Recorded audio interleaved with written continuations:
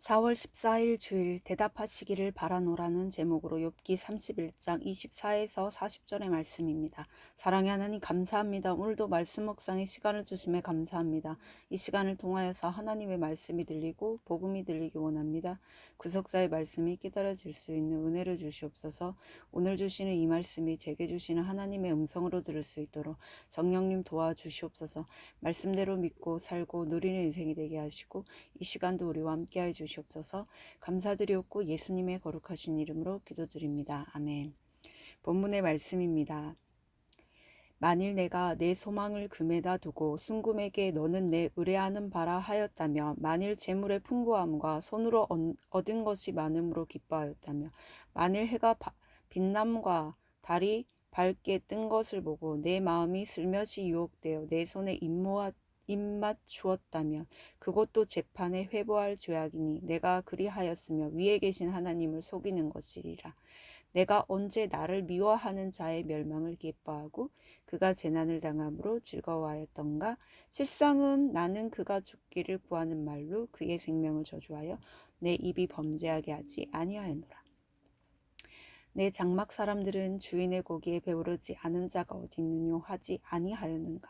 실상은 나그네가 거리에서 자지 아니하도록 나는 행인에게 내 문을 열어 주었노라.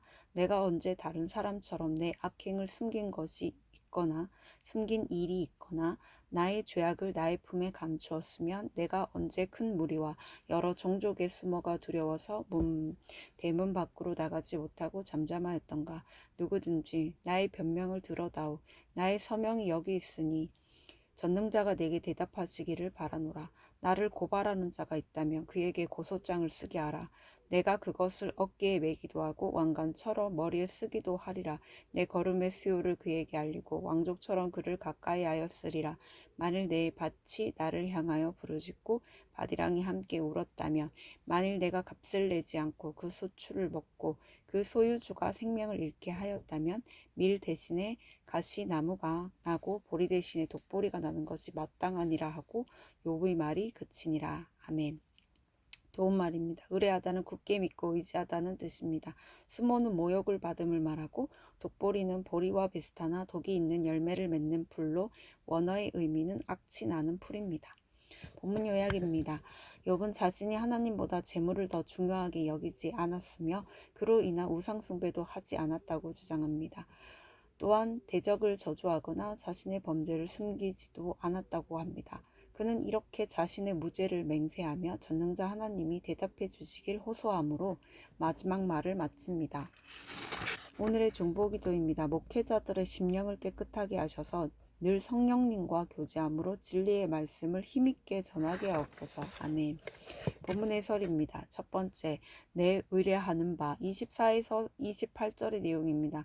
엄청난 부자였던 욥은 자신이 하나님보다 재물을 더 섬긴다는 엘리바스의 말에 자신은 재물을 신뢰하지 않을 뿐더러 자랑하지도 않았다고 고백합니다. 그는 하나님만을 온전히 경외하는 자였기 때문입니다. 그런데 이것은 욥이 자신의 온전함을 자랑하는 말이 아닙니다. 하나님이 모든 것을 아시고 의롭게 재판해 주실 줄 믿기에 하나님을 의뢰하여 말한 것입니다. 이처럼 내 힘이 없어질 때 비로소 내가 의뢰하는 대상이 드러납니다. 적용 질문입니다. 나는 어디에 소망을 두고 있습니까? 하나님보다 재물을 더 의뢰하고 있지는 않습니까? 두 번째, 내 문을 열어 주었노라. 29에서 34절의 내용입니다. 욥은 자신의 대적에게 어려움이 닥쳐도 그들이 마땅히 받아야 할 벌을 받았다고 생각하지 않고 그들을 하나님의 손에 맡겼습니다. 그리고 자신에게 도움을 요청하는 이들에게 자기 문을 열어 그들을 섬겼습니다. 하나님을 경외하는 성도는 악을 악으로 갚지 않을 뿐만 아니라 모든 사람 앞에서 선한 일을 도모합니다. 상처받아 굳게 닫힌 마음의 문을 구원을 위해 활짝 열고 연약한 지체를 돕는 것이 바로 은혜 받은 사람의 태도입니다. 적용 질문입니다. 나는 내가 당한 대로 갚아주려고 합니까? 내가 문을 열고 도와야 할 사람은 누구입니까? 세 번째, 나의 변명을 들어다오. 35에서 40절의 내용입니다. 욥은 다시 한번 자신이 지금 당하는 고난이 죄에 대한 형벌이 아니라고 힘주어 말합니다. 자신의 온전함을 변호하며 하나님이 공의로운 심판으로 대답해 주시기를 간구합니다. 성도의 몸은 성령께서 거하시는 전입니다. 그러므로 성도는 힘든 일을 당해 아무도 내 말을 들어주지 않은 듯한 순간에 내 안에 계신 성령께 기도해야 합니다. 그러면 전능하신 성령께서 내 안에서 내 호소의 변명을 듣고 대답해 주실 것입니다. 적용 질문입니다. 나는 억울한 일을 당할 때 분을 내며 변명합니까? 아니면 성령께서 들으시는 줄 믿고 기도하며 인내합니까? 오늘 기도하기는 재물 욕심을 내려놓지 못해 남을 도울 때 생색이 나는 저를 불쌍히 여겨주옵소서. 아무도 내 말을 들어주지 않는 억울한 일 앞에서 나를 대적하며 누명을 씌우는 상대를 저주하지 않고 하나님의 절대 주권에 맡기게 하옵소서. 내 안에 계신 성령께서 대답해 주실 것을 믿고 인내하게 하옵소서. 아멘. 묵상 간증입니다. 헛된 소망이란 제목으로 김경애님의 말씀 적용글입니다.